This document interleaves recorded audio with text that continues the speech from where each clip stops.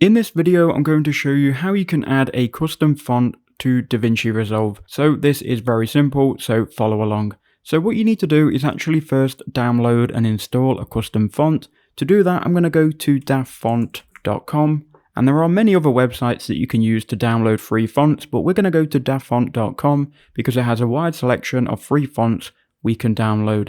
Now just know, some fonts are going to be free for personal use, some you're going to be allowed to use them for commercial use, but just go ahead and either search for a font or just flick through these fonts here and just try and find one that you like. I'm going to download one for commercial use. You can see this one is 100% free. It's a bit quirky, so we'll download this. Super Jungle. So click on download on the font, and it's then going to open up this window. We can then click save and download the font. Now open the font. Usually they're going to come in .zip files, so just open it, and you'll then see a font file. Just right click on that and click open. That will then open this window where you can preview the font again. Click on install, and it then should install that font. So now we've got Super Jungle installed to the computer. We can now go to Davinchi Resolve. So here we are in Davinchi Resolve. We can now add some text.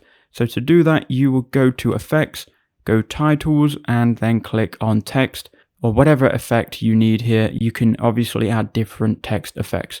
I've already got some text on my clip, so I'm going to add this font to this text. So we will highlight this text. We'll then go to Inspector. And then once you're on Inspector, you need to go to Font Family, and we should be able to find it. So mine was called Super Jungle, so I'm going to keep clicking S, and then we should be able to get to the fonts which start with S. Now it might not be here, we might have to reset the computer. If your font isn't here, mine isn't showing, just reset Davinchi Resolve, close out of it and then reopen it. Make sure you've saved everything though. So here we are back in Davinchi Resolve. Now let's try and find it. We should be able to find it now. And here it is, Super Jungle.